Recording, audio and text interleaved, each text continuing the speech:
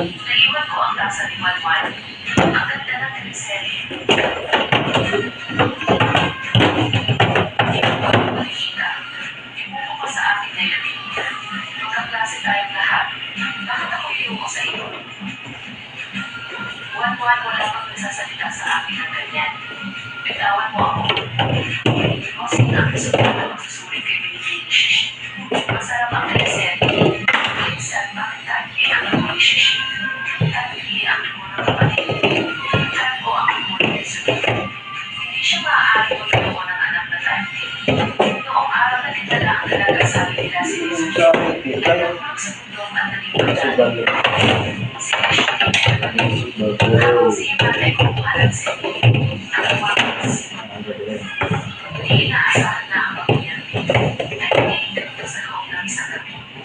Bago ko wala ang isip ni Lucio din sinabi niya na si Pinipinig siya ay hindi na pamilya. Ang tunay na dalaga, noong araw na ito siyang kinuha, ay itinapon niya sa mundo. May pinag-ibis puso sa kanyang libro. At hindi alam kung buhay o patay. Ngayon ipadala mo ang mga tao para hanapin mo kung nalilaglan ng puso sa ganito ay naman natin hanapin. Sa object ay kailangan natin mahalin siya. Hindi ko sinasadya. Punasan ko para sa iyo. Lumayas ka.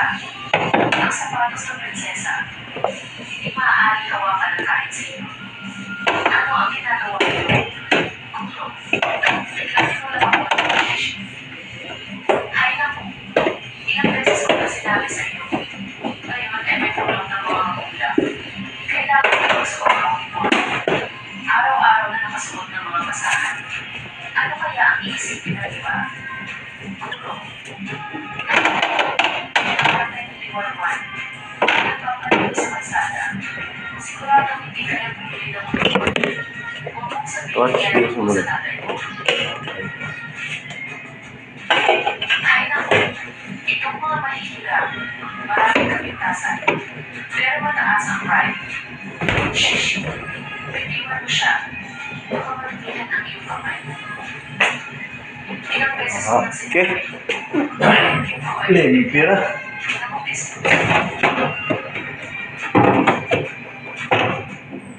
Limpyo na. Ilaw na ba ni? Ay, grabe po din yung ilaw naman eh. Ano?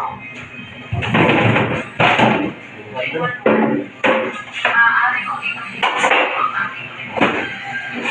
Daan na sudan ng ayos. Mayroong ilaw. Ilaw. Sudlan ko ni. Sabi ni tatay, hindi dapat makagpagay mo sa iba.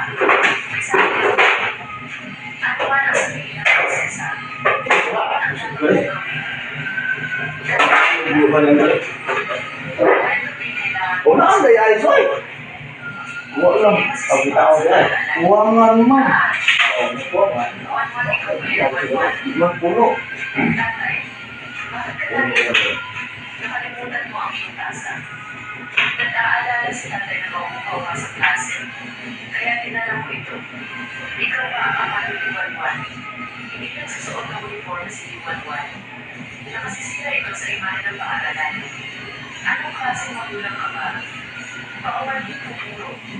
Wala akong kakayahan. Hahanap ako ng paraan.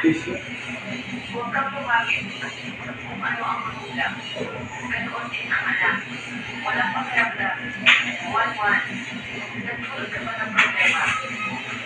Masakit lugar.